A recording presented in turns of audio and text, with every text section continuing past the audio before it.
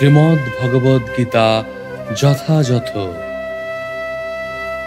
কৃষ্ণ কৃপা শ্রীমূর্তি শ্রীল অভয় চরণারবিন্দ ভক্তি বেদান্ত স্বামী প্রভুপাদ আন্তর্জাতিক কৃষ্ণ ভাবনামৃত সংঘের প্রতিষ্ঠাতা ও আচার্য। দ্বিতীয় অধ্যায়, সাংখ্যযোগ। শ্লোক 18। অন্তবন্ত ইমে দেহা নিত্যস্যোক্তাঃ শরীরিণঃ অনাশিনো প্রমেয়স্য তস্মাদ্যুধ্যস্ব ভারত। অনুবাদ: অবিনাশী, অপরিমেয় ও শাশ্বত আত্মার জড়দেহ নিঃসন্দেহে বিনাশশীল। অতএব হে ভারত, তুমি শাস্ত্রবিহিত স্বধর্ম পরিত্যাগ না করে যুদ্ধ করো। তাৎপর্য: জড়দেহের ধর্মই হচ্ছে বিনাশপ্রাপ্ত হওয়া। জড়দেহ এই মুহূর্তে ধ্বংস হয়ে যেতে পারে, নয়তো 100 বছর পরে ধ্বংস হতে পারে, কিন্তু একদিন না একদিন এর ধ্বংস হবেই।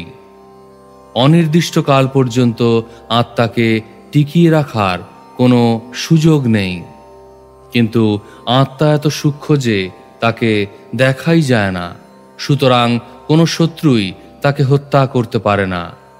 পূর্ববর্তী শ্লোকে বর্ণনা করা হয়েছে, আত্মা এতই সূক্ষ্ম যে তাকে পরিমাপ করাও অসম্ভব। সুতরাং দেহ ও আত্মা এই দুই তত্ত্বের পরিপ্রেক্ষিতে জীবের স্বরূপ বিচার করলে তখন আর কোনো অনুশোচনা থাকতে পারে না, কারণ মানুষের প্রকৃত স্বরূপ আত্মা চিরশাশ্বত এবং কোনো অবস্থাতেই তার বিনাশ হয় না। আর জড়দেহ হচ্ছে অনিত্য, একদিন না একদিন যখন তার ধ্বংস হবেই, তখন কোনোভাবেই অনির্দিষ্টকালের জন্য অথবা চিরকালের জন্য দেহটিকে বাঁচিয়ে রাখা যায় না।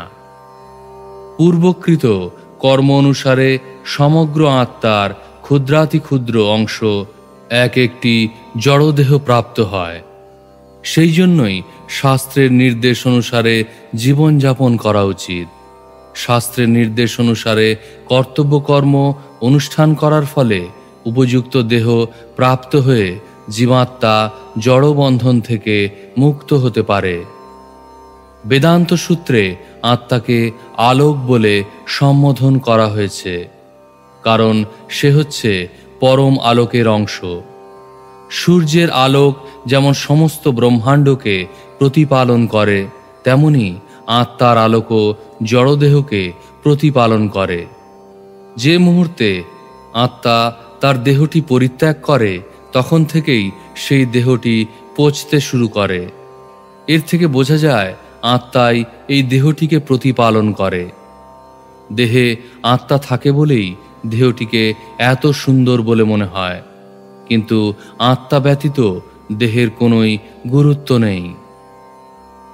ভগবান শ্রীকৃষ্ণ তাই অর্জুনকে উপদেশ দিয়েছিলেন দেহাত্মবুদ্ধি পরিত্যাগ করে ধর্ম সংস্থাপনের জন্য যুদ্ধ করতে। শ্লোক 19। य एनं वेत्ति हन्तारं यश्चैनं मन्यते हतम् उभौ तौ न विजानीतो नायं हन्ति न हन्यते। অনুবাদ: যিনি জীবাত্মাকে হন্তা বলে মনে করেন কিংবা যিনি একে নিহত বলে ভাবেন, তারা উভয়ই আত্মার প্রকৃত স্বরূপ জানেন না, কারণ আত্মা কাউকে হত্যা করেন না এবং কারো দ্বারা নিহতও হন না। তাৎপর্য: যখন কোনো দেহধারী জীব মারাত্মক অস্ত্রের দ্বারা আঘাতপ্রাপ্ত হয়, তখন জানতে হবে যে দেহের মধ্যে আত্মার মৃত্যু হয় না। আত্মা তখন আর সেই দেহে বাস করতে পারে না। বাস করার অনুপযোগী বলে আত্মা তখন সেই দেহটি ত্যাগ করে। যারা মূর্খ, তারা আত্মার এই দেহত্যাগ করাকে আত্মার মৃত্যু বলে মনে করে, কিন্তু পরবর্তী শ্লোকে আমরা জানতে পারব আত্মা এত সূক্ষ্ম যে কোনো অস্ত্রের দ্বারাই তাকে হত্যা করা সম্ভব নয়। আর তাছাড়া আত্মা চিরশাশ্বত ও চিন্ময় হবার ফলে কোনো অবস্থাতেই তার বিনাশ হয় না। যার মৃত্যু হয় অথবা মৃত্যু হয়েছে বলে মনে হয় তা হচ্ছে জড়দেহটি মাত্র। অবশ্য তা বলতে এটি বোঝায় না যে দেহটিকে হত্যা করলে কোনো অন্যায় হয় না। বেদে নির্দেশ দেওয়া আছে, মা হিংসাত সর্বাভূতানি, কোনো জীবের প্রতি হিংসা করো না। কোনো জীবের আত্মিক সত্তাকে হত্যা করা যায় না। এই উপলব্ধি হওয়ার ফলে প্রাণী হত্যায় উৎসাহ লাভ করা উচিত নয়। বিনা কারণে অন্যায়ভাবে যখন পশু হত্যা করা হয় তখন তাতে অবশ্যই পাপ হয়। অন্যায়ভাবে কাউকে হত্যা করলে যেমন রাষ্ট্রের আইন অনুসারে হত্যাকারী শাস্তি পায়, ভগবানের আইনেও তেমনি তার জন্য শাস্তি পেতে হয়।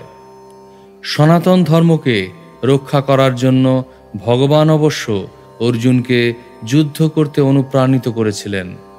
তিনি কখনোই অর্জুনকে তার খেয়াল খুশি মতো হত্যা করতে আদেশ দেননি।